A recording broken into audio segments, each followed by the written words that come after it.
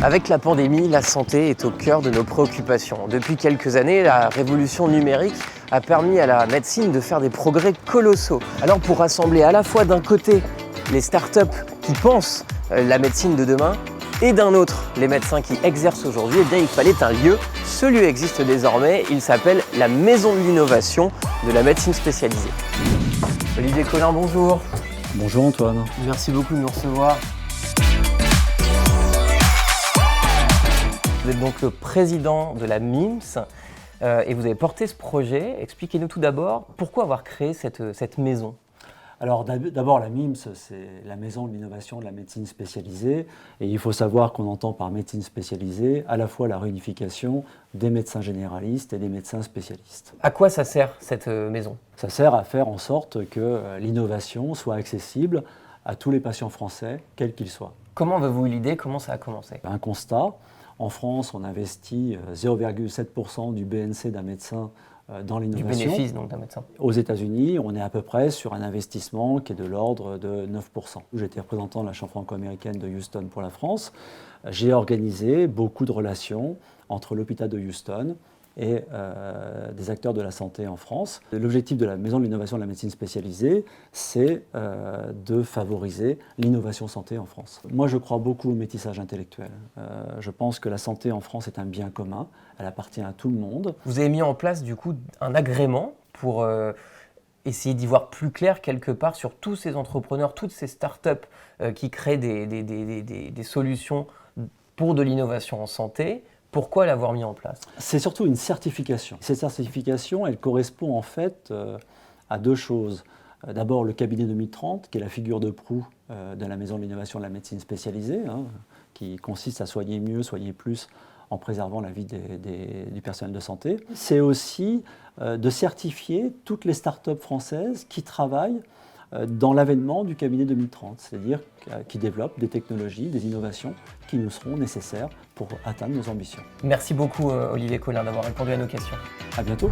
On vient de voir avec Olivier Collin quels étaient les enjeux de la MIMS et quel est son rôle. Mais est-ce que les médecins sont, eux, à l'aise avec le digital ? C'est une question qu'on va poser au docteur Stéphane Landé. Bonjour docteur Landé. Bonjour monsieur, bienvenue. Merci beaucoup de nous recevoir. Vous êtes le vice-président de la MIMS. Est-ce qu'aujourd'hui, la révolution technologique fait peur aux médecins et dans quelle mesure ? C'est vrai que toutes ces innovations, elles peuvent faire peur, mais de toute façon, les médecins sont obligés d'y venir et ils y viennent. C'est vrai que tous les médecins n'ont pas encore une pratique experte, je dirais, dans le domaine de l'informatique. Le principal souci des médecins, c'est de travailler mieux en préservant le confort de vie. Malgré les freins, il va falloir qu'il y ait une nouvelle organisation au sein des cabinets médicaux. Je voulais qu'on vienne ensemble sur cet objectif qu'a la MIMS, c'est de créer le cabinet de demain, le cabinet 2030. Qu'est-ce que c'est ? C'est l'innovation en action. C'est la synthèse de toutes les innovations dont le patient va pouvoir bénéficier et qui, mieux que le médecin, pourra faire bénéficier les patients de ces innovations. Par exemple ? La téléconsultation, les plateformes de rendez-vous, les objets connectés. Donc tout cela va permettre aux patients d'avoir une meilleure prise en charge. Merci beaucoup, docteur Stéphane Landé, pour avoir répondu à nos questions. Merci à vous. On connaît désormais les enjeux du cabinet 2030, le cabinet du futur. Mais désormais, comment AG2R La Mondiale s'intègre dans ce projet de la MIMS ? Eh bien, c'est ce qu'on va découvrir.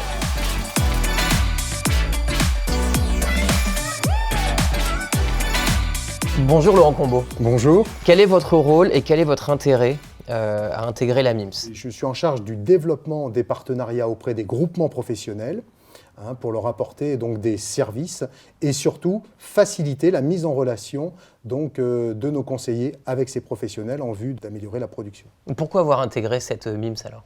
Alors la MIMS, en fait, pour nous, présente plusieurs objectifs. Le premier, c'est d'accompagner les professionnels de santé dans le domaine de l'innovation pour renforcer encore un peu plus nos liens avec eux. Mais c'est également de pouvoir répondre aux besoins de nos clients qui nous demandent de plus en plus de les accompagner avec des services innovants. Donc il peut s'agir notamment pour des entreprises qui vont vouloir engager des actions de prévention vis-à-vis de leurs salariés pour faire en sorte qu'ils aient moins d'arrêts de travail. Ça peut être également le fait de sensibiliser les assurés pour lutter contre l'obésité ou le tabagisme. Donc ça peut marcher autour de startups qui créent des applications. Exactement. Est-ce qu'après 50 ans, je dois faire du sport 1 heure par jour, pas assez, combien de pas, manger sainement, etc. C'est tout ça la Absolument, prévention. et en lien surtout avec les professionnels de santé. C'est ça qui nous intéresse. Aujourd'hui, on reçoit énormément de demandes de startups qui font d'excellents produits. Doctolib est aussi partenaire de cette MIMS. C'était important pour vous d'être partenaire à ses côtés? En ce qui nous concerne, nous sommes donc acteurs exclusifs dans le domaine de la protection sociale. Et l'intérêt, évidemment, c'est aussi pour nous de créer des ponts avec les autres partenaires. Vous avez cité Doctolib, il y a également Sanofi, il y a Medtronic, Weezing. Et donc en intégrant la MIMS, ça vous permet aussi de faire le tri sur ces startups justement qui créent les services de demain dont vos clients et dont les médecins peuvent avoir besoin. Absolument, parce que toute la difficulté que l'on a, c'est qu'il y a énormément de startups dans le domaine de la santé. Et pour nous, en fait, la priorité, c'est d'abord de répondre aux besoins du client et ensuite devoir sélectionner ces startups. C'est extrêmement difficile, d'autant plus que nous ne sommes pas non plus des experts dans le domaine de la santé. Et l'intérêt de la MIMS, c'est que l'on va pouvoir justement s'appuyer sur l'expertise des médecins qui composent la MIMS. La MIMS a clairement le désir de devenir le lieu incontournable pour investir et innover dans la santé, à la fois en misant sur des startups innovantes, mais aussi en intégrant les médecins au concept du cabinet médical du futur.